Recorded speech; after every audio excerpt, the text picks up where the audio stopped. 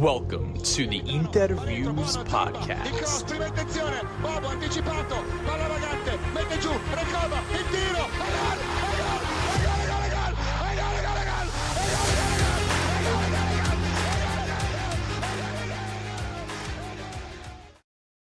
Welcome, Interisti, to episode 170 of the InterViews podcast, the official podcast of SempreInter.com. We are here for the post-match reaction of Champions League Round 4, Inter versus Kairat Almaty at the San Siro, which finished 2-1 to the hosts. Goals from Lautaro in the 45th minute, Arad in the 55th minute, and Carlos Augusto in the 67th minute. That is 12 points out of a possible 12 points for Inter. They sweep the early rounds that everyone, hoped that they would do or thought that they needed to do given the gauntlet that we have coming up in the Champions League. So that's all good. That sounds positive, right? The game was rough. That was nerve-wracking, to say the least. And we'll get into it. As always, I'm one half your co-hosting duo, Alessandro Raffa, joined here by Gianni Paterno. Gianni, I'm not too pumped that I had basically a heart attack on a Wednesday afternoon. That was not what I was expecting. Oh, I didn't know if you were going to say anything else with that, but yeah, no, that's not an ideal performance. I mean, listen, at the end of the day, I'm happy we got all three points, right? I feel like this was a game we had to have, given, like you said, the gauntlet coming up. So, ugly, sure, but not every game's going to be pretty. We play, 40 plus games, close to maybe 50 plus games, actually, when you really look at all the competitions. They're going to be ugly games. Not everybody's going to be performing, top level, and you need to win these games. And hey, fortunately, we were able to do that. Reading the meltdowns that were going on Twitter, I just kept having this thought of, like, at some point in time, you have to graduate to starting to watch these games like an adult and not like a little kid anymore. It's sometimes not going to be smooth sailing, even though, the opponent is demonstrably weaker, even though you have these long periods of dominance, but you're unable to put it away. It's like every game is different. And the thing that matters most is the result. And, we were able to pull it out, but we definitely do have to levy our criticism in certain places today, for sure. I think I have two questions right off the jump for you. The first, what do you think was the biggest issue today? And again, prefacing that by saying dominant performance, but maybe felt a lot more nerve-wracking because of the scoreline as opposed to what we were seeing on the field. What was the biggest issue as to why this didn't feel more comfortable? I mean, there's a couple things that stand out. I think one, the right side of the field for us was a little weak in getting the ball forward and being able to create chances and take advantage of the opportunities given to them. I think that side was pretty poor today. And then, I guess because the opportunities were there, and I guess that's why you kept going down that side. But when you had a player in the form that he's in Zielinski playing on the left side, why you continued to try to force things down the right with Fratesi is just beyond me. He's unable to create passing. He's unable to pick out a teammate. It just makes no sense. It really doesn't. And, I know you said, pre-match that this was an opportunity for him. I think he fell flat on his face once again. Like, you can't keep doing this week in and week out. And, like, people get excited. Oh, but, look at what he created against, Hellas. He didn't create anything. I'm sorry, he didn't create anything. He didn't even get a touch on the ball, let alone create something. They think he's an agent of chaos or something. That's one thing. And then another thing, you have players like Lautaro, specifically, really, who continue to not be strong in front of goal. Yes, he did score today, and that's good for him. I think he needed to get that off his back, and maybe that does catalyst him in another, next week. He's, against Lazio this weekend, 2 goals or whatever. That's the kind of things that he can do. But again, very wasteful in front of net. And I just think and Pio too. I'm not going to let him, go get away with it as well, as much as I liked his hold-up play and obviously the assist that he had for Carlos Augusto. He was another one wasteful. He had an amazing opportunity flicked on by Boni, unable to do it. And we need him to mature into the striker we all hope he can become and bury those opportunities, because that'll be the difference between him being compared to Luca Toni or Robert Acquafresca. You just have to figure it out. Right? I thought so. Good pull there. Johnny, I think you nailed it. And I think the selection of the players that you decided to, touch on, I think those players ultimately told the story of the game. You can tell the story of what happened today by discussing the players the performances of the players that you mentioned, specifically Fratesi and Zielinski. Because everything that, was not really great, you can see it in Fratesi's game today. And everything that was really great from Inter today, you can see it in Zielinski's game. So we're definitely going to touch on those two players. I think we can touch on them first. But before we get into that, 2-1 win over Verona at the death. 2-1 win over Kairat Almaty. Not at the death, but, a tight affair there. But felt like death. Right? The commentator at the end says, these back-to-back unconvincing performances.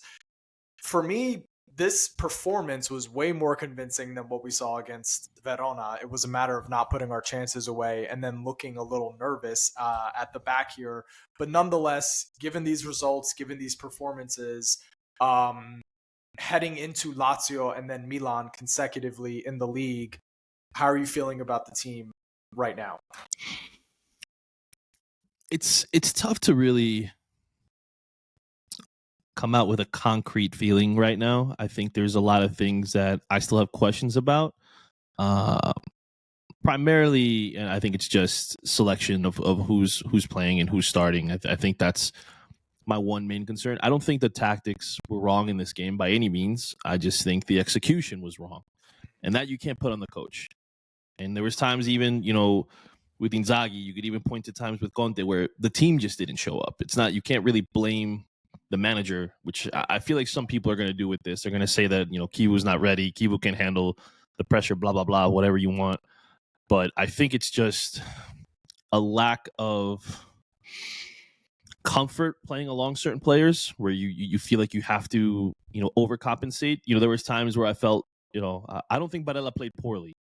But I do think that there were times where he was trying to force passes because he didn't trust the guys to the right of him. And there was a few that he tried to force to Pio, force to Lautaro, which ended up being turnovers. Now, I mean, he did have some other balls that were played beautifully over the top to Pio and Di Marco, if I remember correctly, on another one. But yeah, I think that he, really wanted to avoid that side of the field. And, I don't know how long people can go on, being okay with that or not, wanting to address that. But, you have players, and I guess you're trying to save them for Lazio, which I understand that as well, right? You want these guys to try to get some minutes under their legs.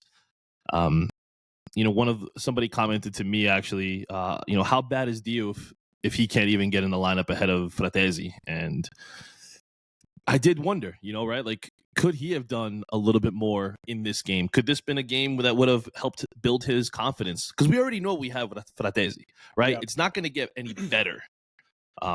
But I just feel like, there's some things that I want to see maybe ironed out in the sense of like who's going to be carving out those minutes for themselves in that starting 11 week in and week out, as opposed to, having these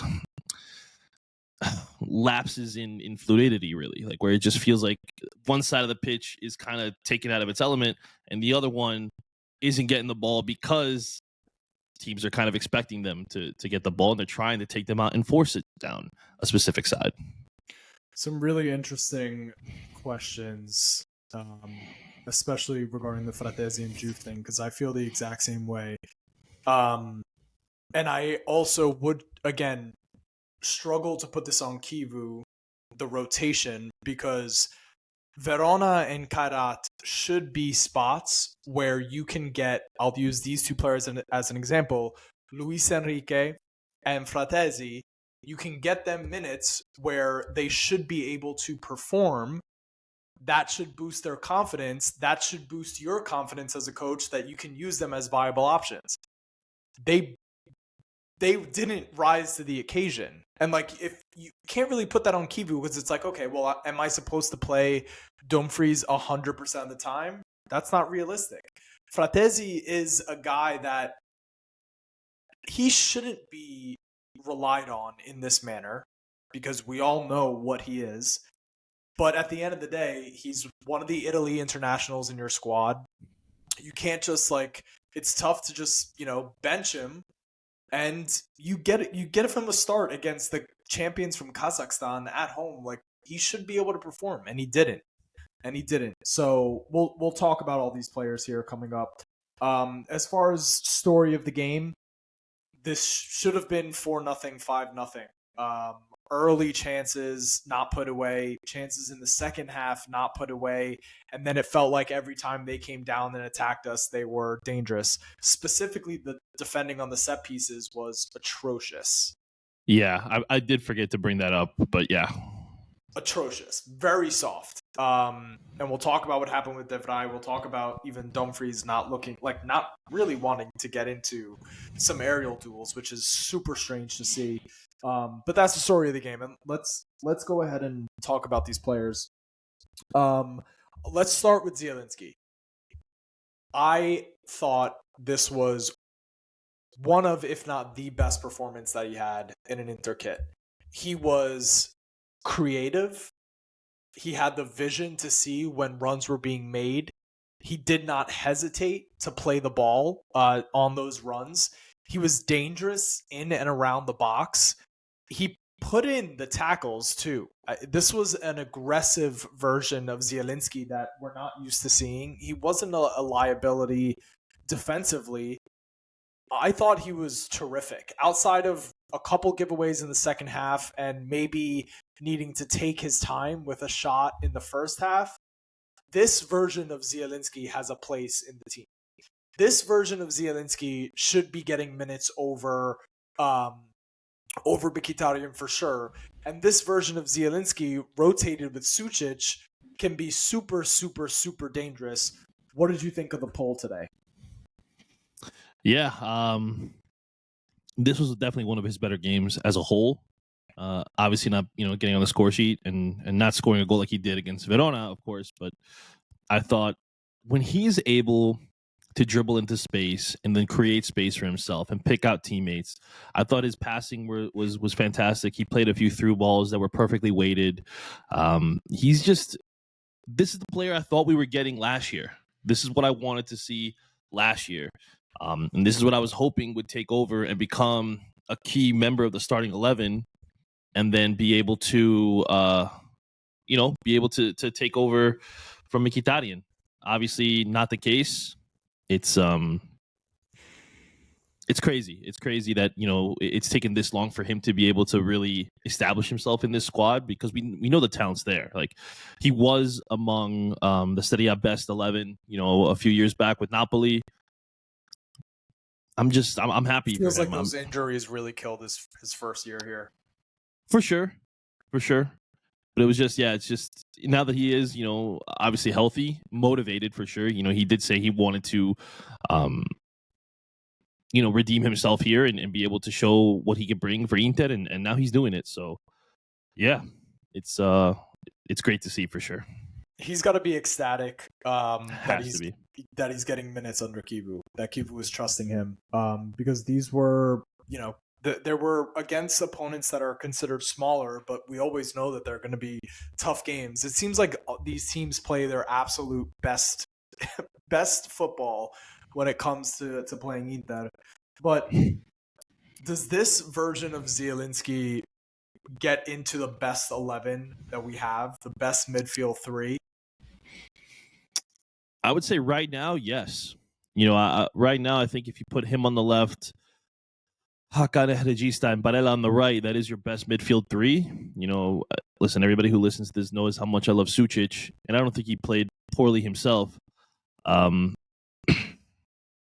It's you have to play your best players. That's the way I look at it. It doesn't matter, what I think personally about Sucic, or if I think he has the potential to be one of the best midfielders there. I think given the way things are going, how tight the league is, how important the Champions League is going to be for us, because, like you said, the next 3 matches are going to be a gauntlet of matchups for us. So to be able to have him clicking right now, I think you have to keep rolling him with the midfield 3.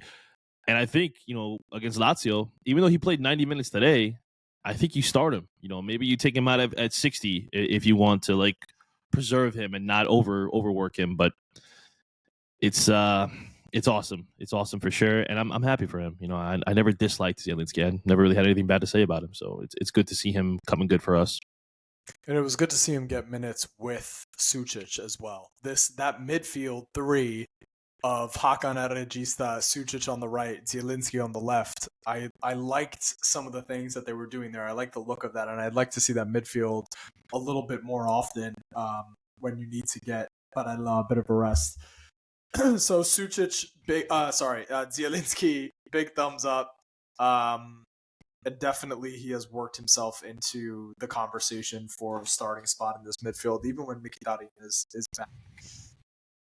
We have a Fratesi problem. We have a Fratesi problem because he's not useful to our style of football. He can't build up. There are rarely opportunities where he gets to receive the ball deep in our half, or deep even in the opponent's half, and run at players because they're just not giving him the space. He was able to do so once in the first half. He gets an opportunity where he has a breakaway and it's him going into the box. He doesn't have the technical ability to not trip over his own feet. He doesn't have the know-how in the first half when there was the contact made with him. He tried to stay on his feet and then he fell over. And that could have been a pen for us if he knew how to play that correctly. But he didn't.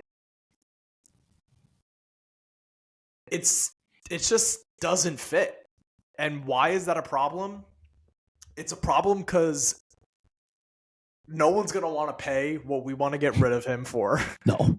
At this point, his value has tanked. It's a problem because we know his agent is a loudmouth and is going to be talking. As soon as this game's over, he's probably going to start talking to Gazzetta. It's a problem because 100%, like you said earlier, it's more valuable to give these minutes to Juve at this point.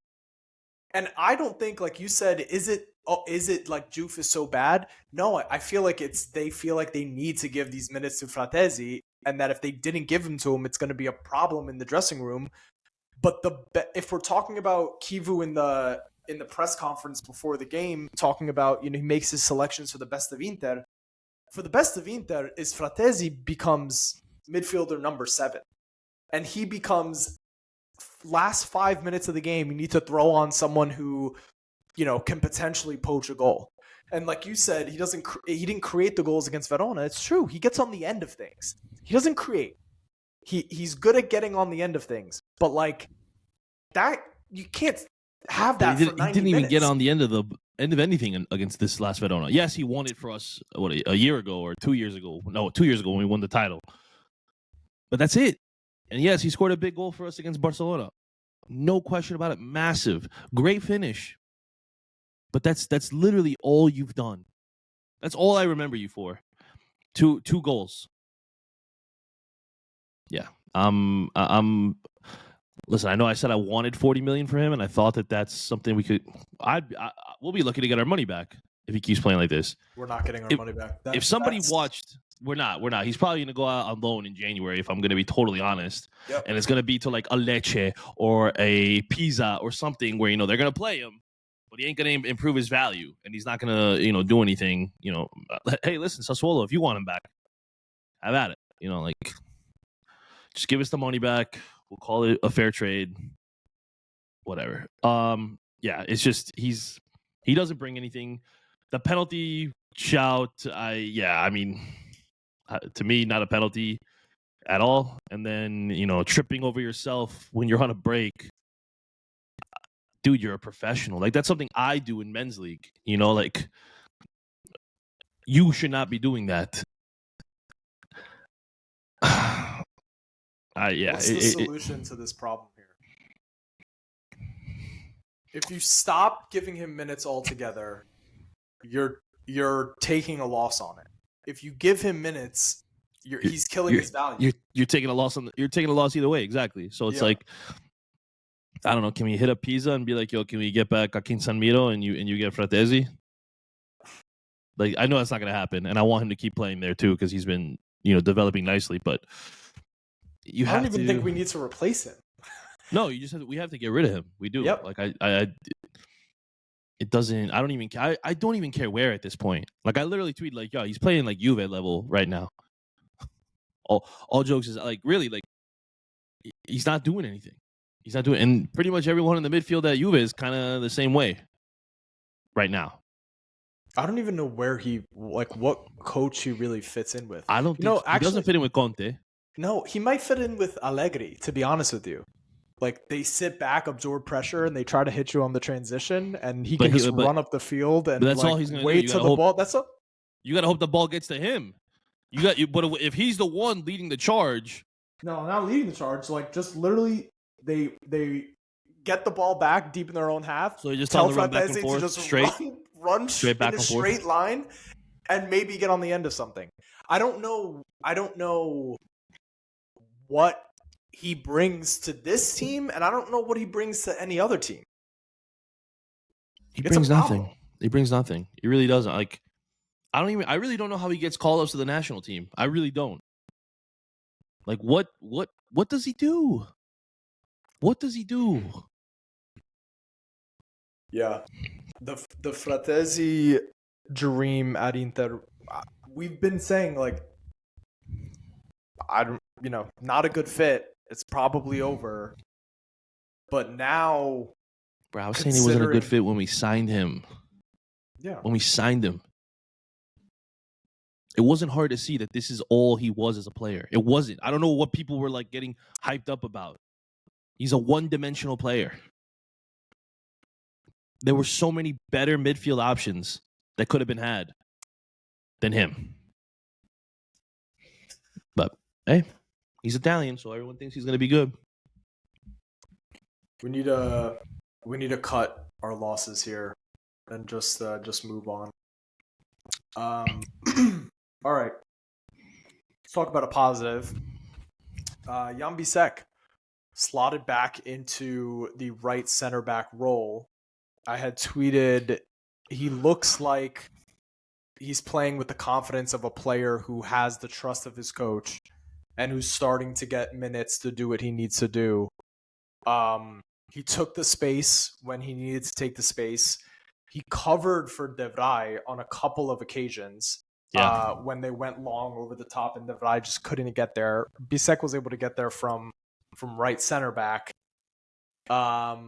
After the first couple performances of the year, first couple games, I don't think I really would have seen him elevate to this level in my mind where I need him in the back three, like, no matter what, whether it's at right center back or center back at this point.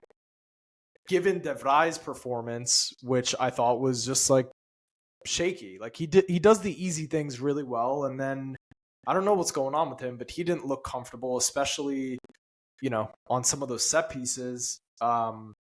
Bisek is in this thing in the top three in our defense, 110%. I think this was another really positive step forward. Yeah, it's nice to see. Obviously we had some question marks early in the season with him. Weren't sure what he was going to turn into, but now this is like three consecutive games where he's looked very solid for us, and I've been very impressed. Like you said, covering for De Vrij a couple times. Even that move where he stole the ball back at the edge of the box, cut back on himself and got tripped up there. Uh, I mean, just a beautiful, beautiful piece of skill and individual play. And yeah, I think this is another. I mean, I feel like we're saying this time and time again, but I feel like another one who needs a bit of confidence to be able to play at his best, which I guess is common with younger players, right? Like they need to feel good about themselves to be able to play good. But he's been on a roll. I don't know if that was a penalty for me either. I understand why it wasn't called, so it's unfortunate. I think that if he was, maybe a little bit shorter, weaker, maybe ran straight in, maybe that's a penalty. Regardless, we got the 3 points, but he's a player that's continuing to grow. You could see that whatever Kivu is saying to him in training, he's instilling confidence. He's instilling, worth in him, and he is doing all he can to kind of cement himself into this starting 11 and back line. And I think he's going to be, making it difficult for some other guys like an Acerbi, like a De Vrij, to continue to carve out time for themselves if he keeps playing like this. And he catches defenders by surprise when he takes them on sometimes. Like I don't think they're used to like a center back deciding to, take you to the byline right in the box. Like I think when he's very confident, there's a little bit of arrogance to his game when he's on the ball, but like what I'm not seeing is hesitation. Like when he goes, and it may not always work, and it may not be a great idea, but I'd rather the mentality of like I'm not second guessing it. I'm going at you. I think that's a positive. And he'll make his mistakes from time in and time out. But I think as he gets older, those things will go away. As he becomes more important to this team, I don't think he's going to want to lose it. I think he's spent a lot of time on the bench probably thinking that he is the best, he is one of the better player than some of the guys out there. And I think he's going to mature there. But this was a great performance. Subbed out in the 80th minute for Akanji, who came on and stayed at right center back. Pio Esposito.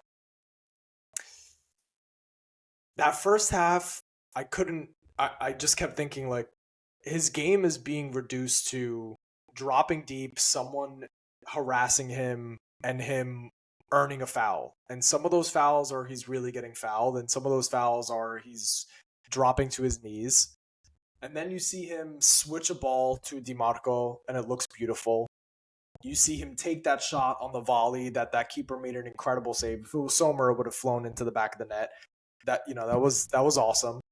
And then you see stuff like in the first half where he is moving too fast, and he kicks the ball right into Laudaro's back instead of just taking his time and trying to place it. You see in the second half, he's sent in on goal, and I hate when strikers do this where they slide into the ball.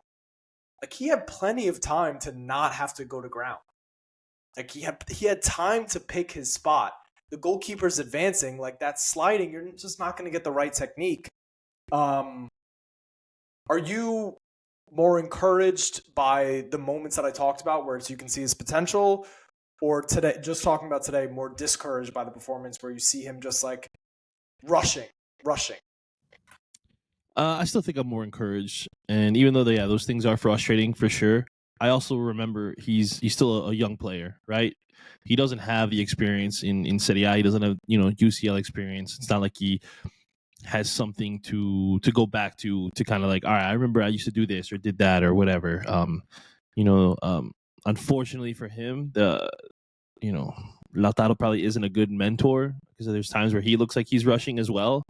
So it's like when you don't have someone to kind of learn from, and it doesn't matter, who you say, your favorite young players are, if you're not spending time with them and actually getting to know them and learn from them, you could see YouTube compilations of Luca Toni, it doesn't mean you're going to know what Luca Toni was thinking in certain situations or know how he addressed the game day to day, or even Vieri, whatever players that he may admire or look up to. So I do think that these are just things that a young player is going to struggle with and go through. Yes, disappointed that he rushed that shot. I got annoyed too that he slid to try to bury that. I mean, he did that with the goal he scored against USG as well. He didn't need to slide. He didn't need to, but he did it anyway. So I think that if someone actually like truly works with him, I don't know.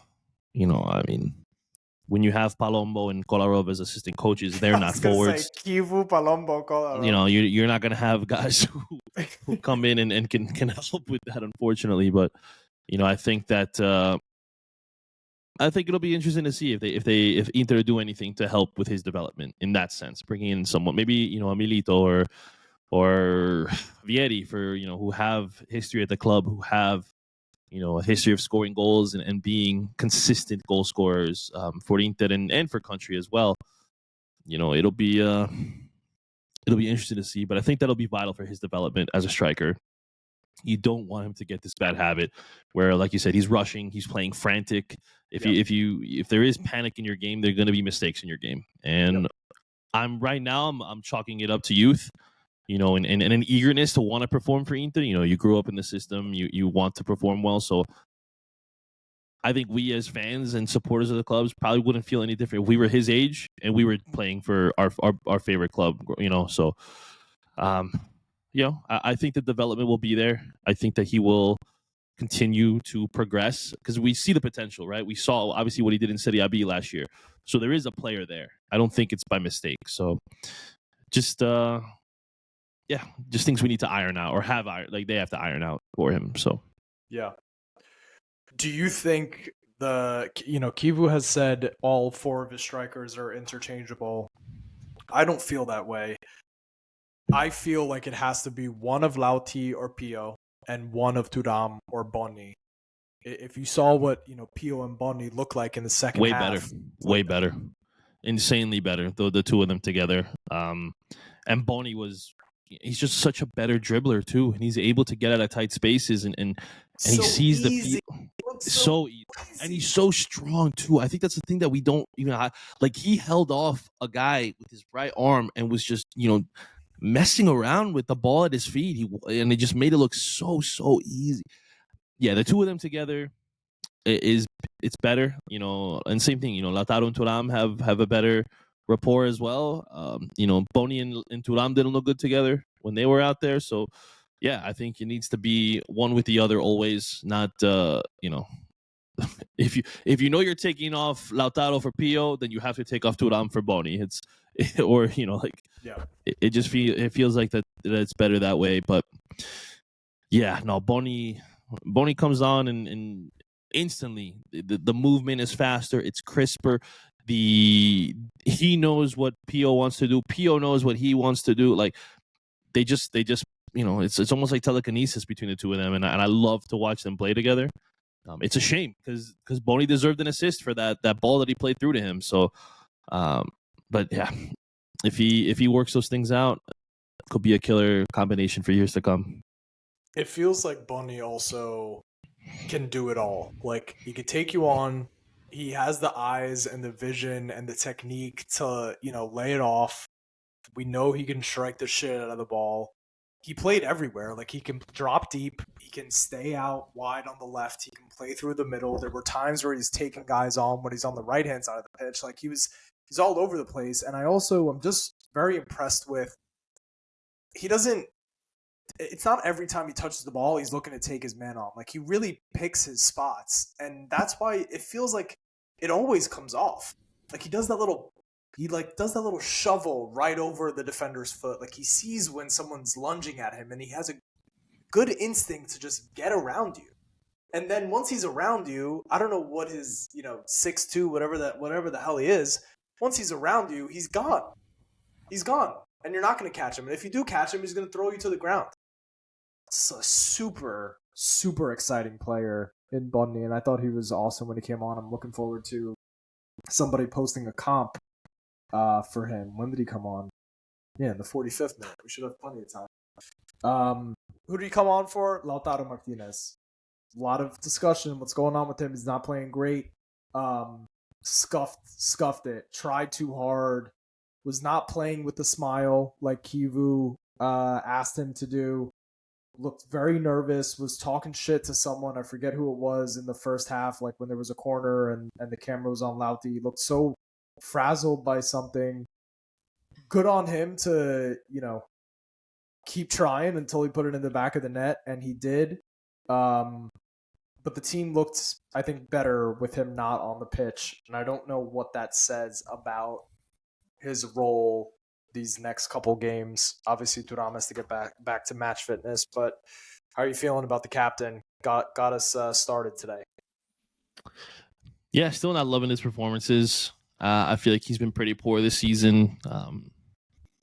Attitude-wise, it seems like I don't know what's gotten into him. I don't know. He was telling somebody to shut up on a corner early in the first half, and I was just like, who are you talking to? Like who are you talking to? Like just let it go. You're the captain. Like who cares?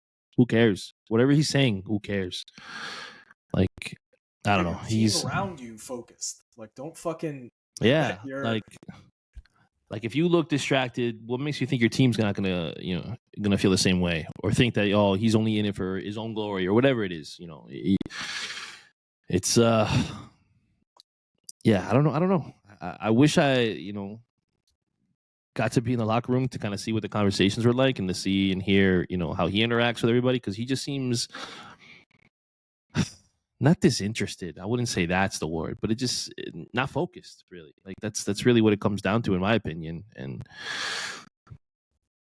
again, missing opportunities. He had a ball. I think it was Zielinski who laid it off to him, where he missed it wide over the net in the first half as well. And it's like, bro, you had the whole right side of the net and you still miss. And time. Yeah. And time. There was no need to one time that. You could have trapped it, set it, picked your corner. High, low, whatever. Maybe he had to go high because he did have two guys kind of closing, but it's just, man, and again, like you said, we were saying, Pio was rushed. It seemed like Lautaro was rushing too, and I'm glad you got to celebrate that goal, and you did the work to, you didn't score the first time, but you still fought and got the second one. All right, fantastic. But man, I need you to start a player of his quality should have had a hat trick against Kairat. He had 3 opportunities early in this game. Even the one that was cleared off the line, I think that if he, settled down, he could have picked the whole right side of the net again. He fired it across his body. But yeah, it's a concerning trend, especially with him, because fortunately Bonni has been so good. Thuram has played very well, even though he was hurt now for a little bit. Pio has been up and down, but I'd say he's been more up than down, whereas Lautaro has just seemed very stagnant. And compared to how he performed in our Scudetto winning season, it feels like a bit of a regression in a lot of ways, and that's not something you want to see from one, your star striker, and 2, your captain, right? Because then it puts you in a tough situation, almost like what we had with Icardi. Granted, the attitude's not the same as Icardi's was, but you give him the armband, now you make it difficult to sub him out or not start him in games because you made him the captain. Yep. You can't make it a continuous thing until he finds his form. You could do it every now and then against, a weaker opponent, and it looks like you're just kind of, saving him. You're disrespecting him. Exactly. So you're in a tough situation now. Yeah, he's just snatching at chances. And yeah, it doesn't look great, because at this point in time, it's like, okay, have we already entered the decline of this phase of his career? That's not great. He earns a lot of money, and I don't know who's going to come in and give us the kind of money that we would want for a declining player. He's just got to, I don't know what it is. If it's mental, physical, he's got to snap out of it. With Thuram coming back, that should give him some time to reset. Hopefully Kivu does have the courage to sit him down for a second. let him get that mental reset, but I doubt it based off of his comments in the press conferences recently. Like, I don't know if it's just for the cameras where he's making it seem like there's no issue, like, oh, he just hasn't scored in a week, like we're making a case where there shouldn't be a case. I understand coach speak for sure, because I know what my eyes are telling me. My eyes are telling me that he's snatching at shit, that he's frustrated out there, that he's just not very impactful. So that's another, we got a Fratesi problem for sure, and I'm hoping that we don't have a Lautaro problem. Let's talk about these wingbacks. I thought one of them was awesome. I thought the other one was not great. Who's who? I mean, it's pretty obvious, right? DiMarco was awesome, and Dumfries was not great. Something I said earlier in the episode, obviously, is that right side felt like it was just very weak all around. Denzel, whipping in some poor crosses on that right side. Again, like stuff that we saw 2 years ago, unwilling to drive past his man, turning back, not wanting to play progressive football and having, passes that were easily, intercepted and leading to counter opportunities. He's another one. It just feels like it's kind of been like a bit of a down year for him. I'm not trying to, attack Dumfries. I think that there's other things that, he does do well. I think he has a good mentality for sure. The fight is always there. Although today it seemed like it was a little lacking for whatever reason. But, there's some concern there for sure. Again, and it's, I don't want to seem, totally negative because this is a win episode, but, it's a long season and we need to have our best players playing to their best in order to be competitive on all fronts. And I mean, although ideally I would rather be focused on the league, but if we're, like you said, wanting to compete in everything, then we're going to need everybody pulling their weight.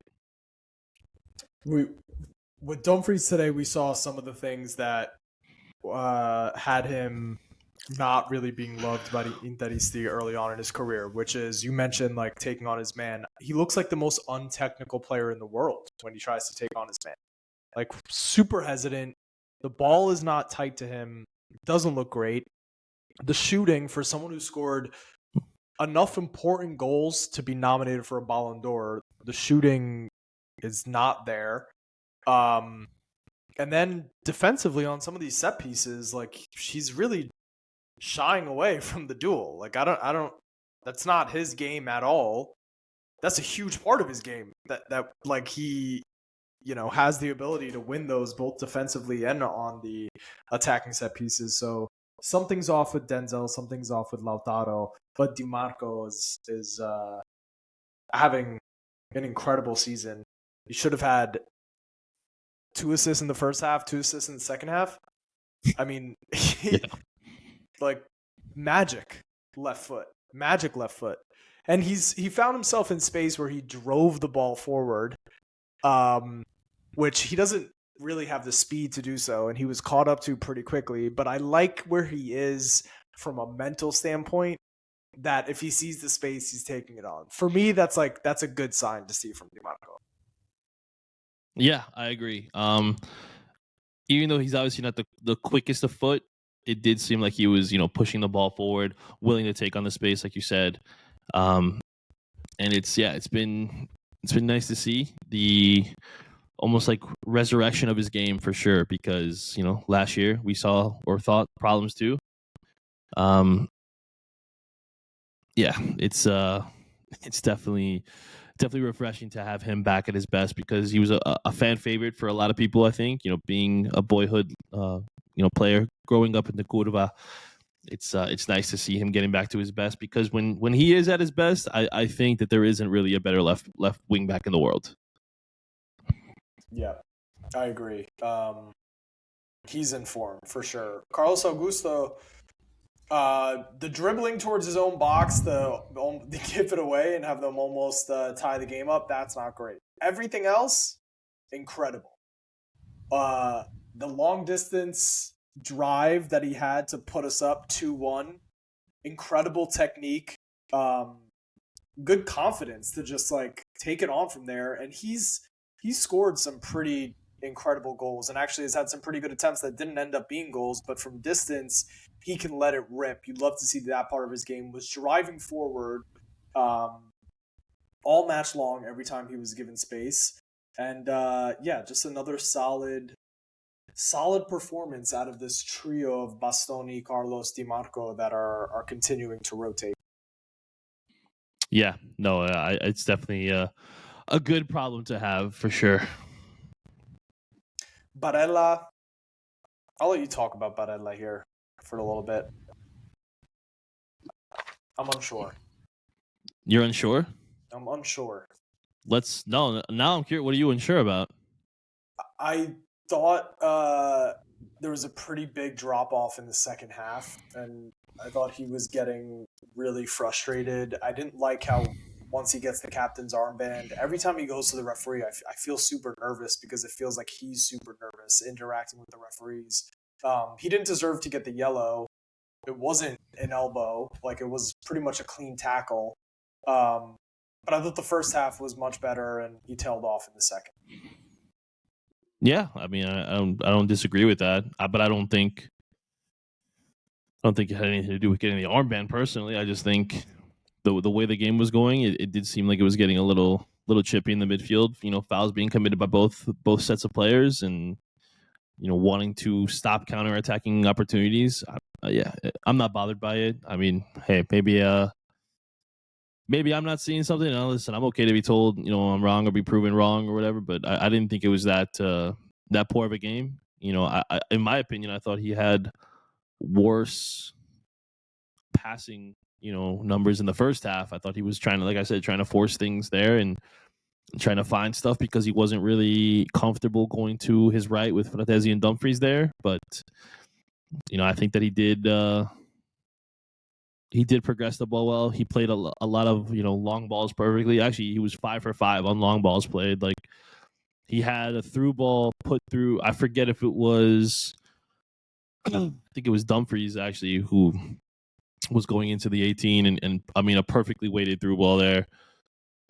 That was unfortunately taken away. I mean, I thought he recovered the ball well in the Regista role.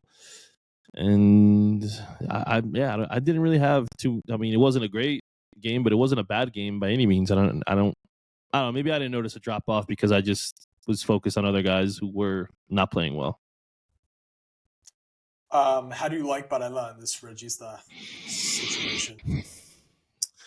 I think it allows him to be not having to push as much, which gives him a little bit more energy or reserves in the tank there. When he has to play further up, I feel like he's more involved in the attacking. He's more involved in trying to break down defenses and stuff. And I feel like when you're further up the pitch, that means you have to track back further because he does do a little bit of both, right? So it's easy to see him getting tired at times. Whereas now, if he gets to play as a regista, I feel like he has more left in the tank for longer periods. Agreed. My only note on Sommer is that he gifted the ball away at least twice. Like, gifted it away at least twice. Yep. And I don't know. It's hard to assess Sommer right now because it feels like he's made some big errors, and then the shakiness on the distribution against a team like Kairat, who, they pressed well. They are obviously very, very willing, but I don't know. I don't have a good feeling about Sommer. I have this pit in my stomach about what's going on with him. I would have to agree. It's a shame that we were so quick to get the Joseph Martinez done last year.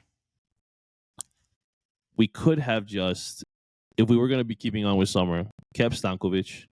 Not saying that he's ready to start, but if you're just going to have a guy sit as a backup, and your goal is eventually to now buy another goalkeeper next summer, well, then you just wasted $15 million for no reason.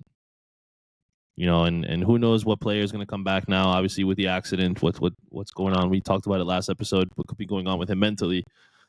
But yeah, I'm not feeling very confident in Sommer this season. I'm not feeling very confident in what he's offering the club this season.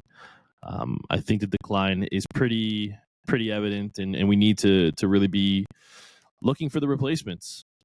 Having that mapped out and ready. Caprile is a goalkeeper I do like. I think that he is a very capable goalkeeper.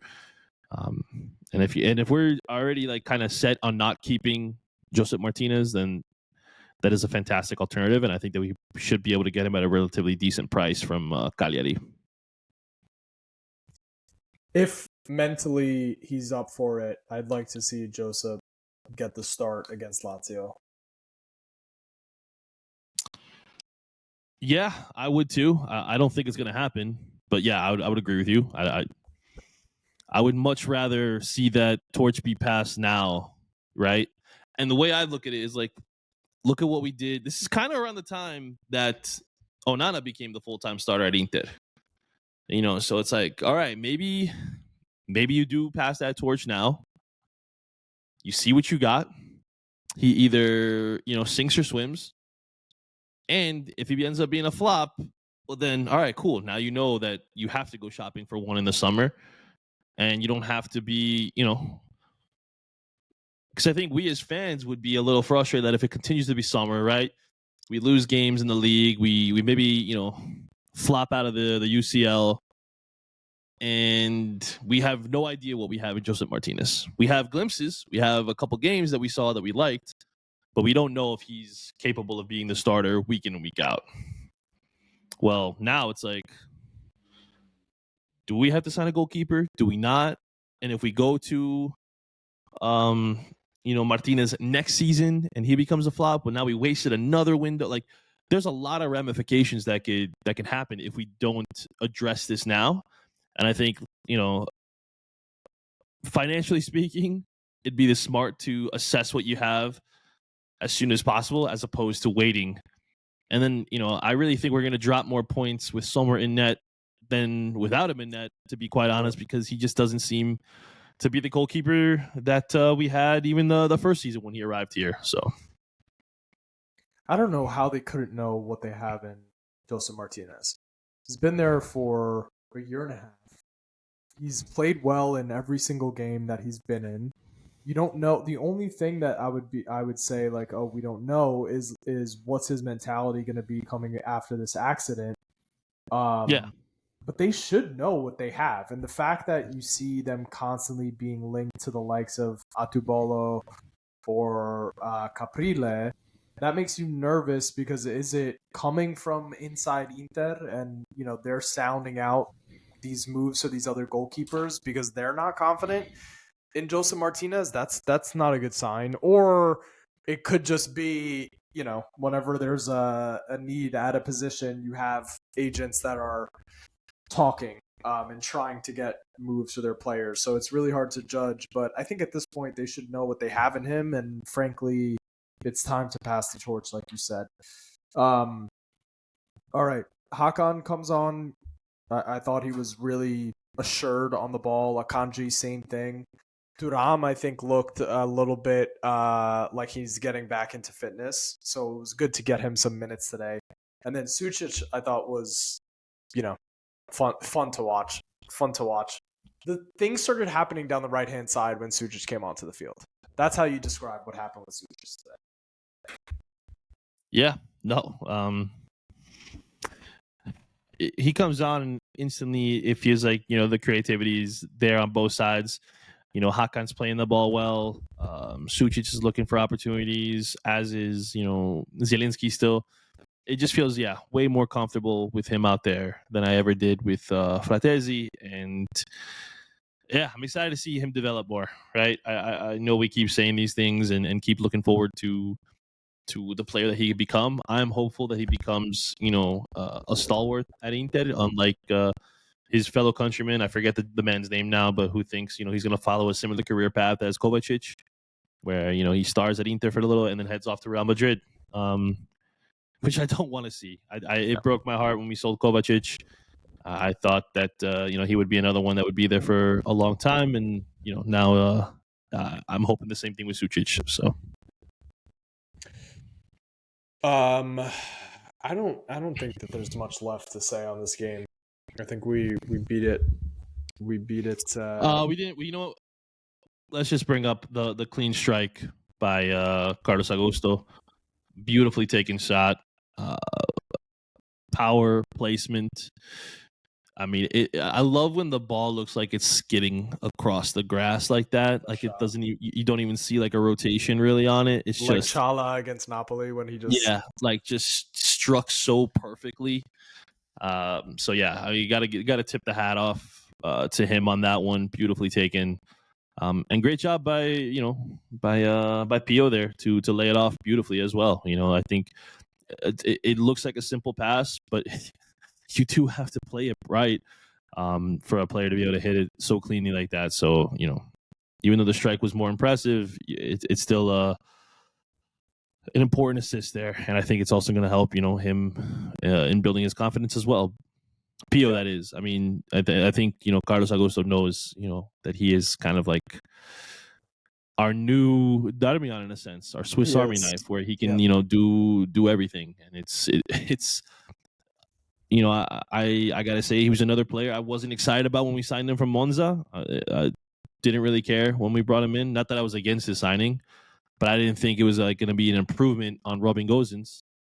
But it has been, especially defensively. I think it's not even close to the impact that he has defensively. So happy for him. Beautiful shot, like I said, and hopefully that continues to help him build his confidence as well. More on the right-hand side of the pitch too, and he did get subbed in and played right wing back for a little bit too. So you say the Matty Darms 2.0 may just be him. You see Carlos play every position on the left, maybe he's going to start playing every position on the right. Who knows? Kivu, all I have to say for him is the subs were correct. Bonnie came on and changed the game. And he expected more from Fratesi. I think we all expected more from him, but hopefully I think we'll be able to judge if he realizes that he can't keep going to him. And also he set up a team on the pitch that should have scored 5 goals today. Like, we're just being real. So good job by the manager. Let's head to you guys. We got a speak pipe from very pissed off Inter fan. Interesting game to watch. I mean, I'd like to see rotation. I think that had a decent game as used to get Chalama sometime. Just looking at how the game flowed, concentration. There's no reason to concede a goal like that, and even to just the absolute lack of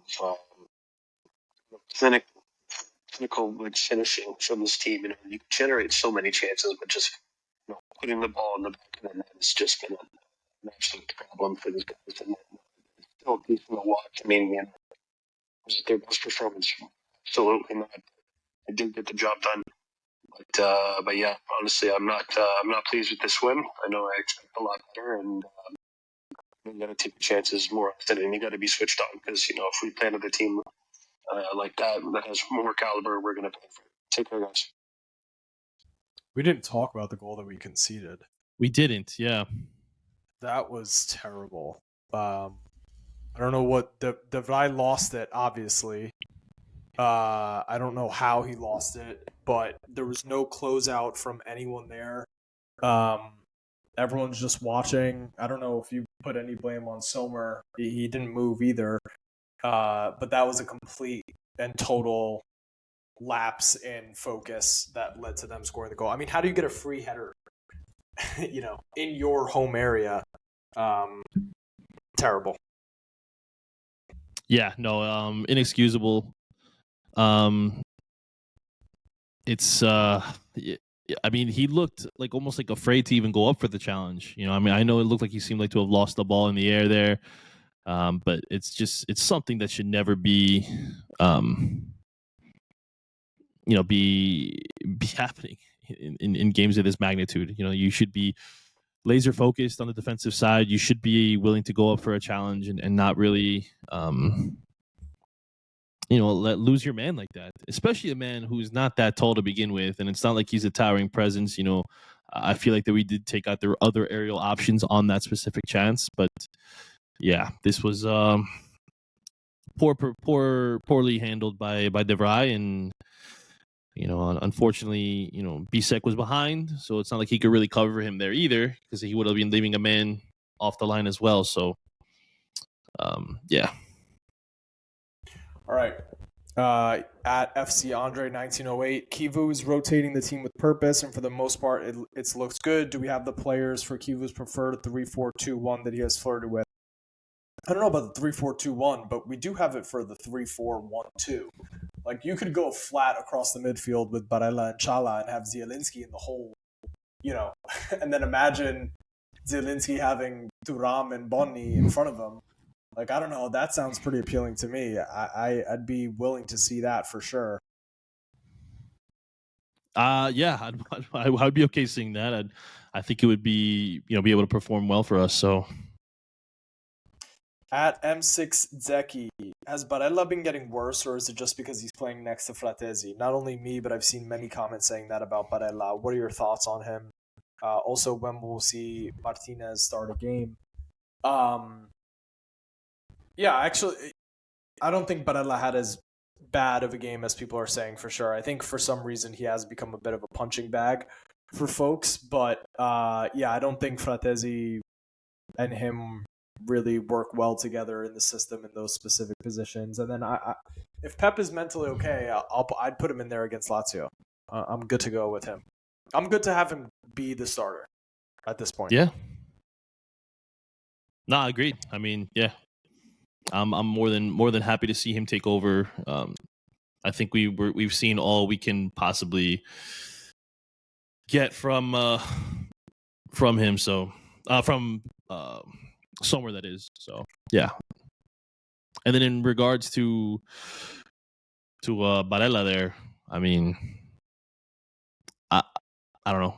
Maybe I'm blinded. And I apologize. I really do. I apologize if I am not seeing what everyone else is seeing.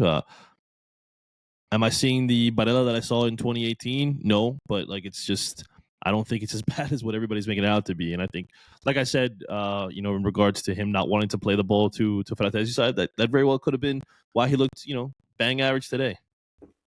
Guys, a tweet just came across my attention that I boy. need to share. Give me a second to share my screen here. Is it Sandro?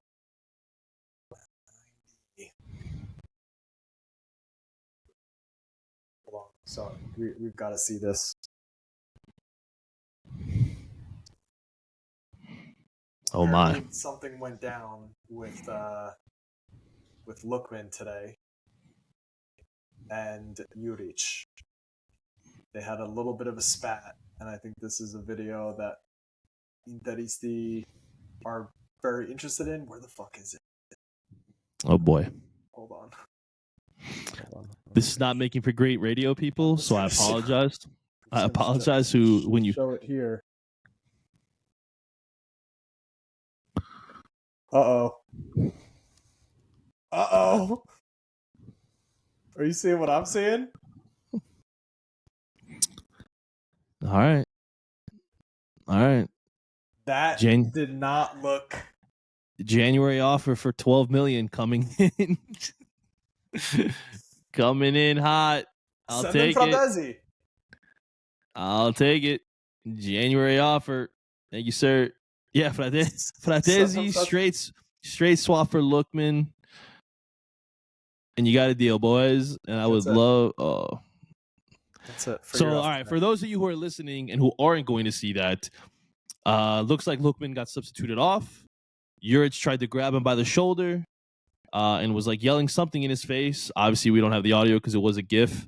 But Lookman kind of snaps back, and they kind of had to be separated there. Looked like, you know, the assistant coach stepped in before things got more, you know, more disturbing for the squad. So yeah, it's going to be interesting to see, what comes out and, what is said in the media, but that could be good for us with Lookman.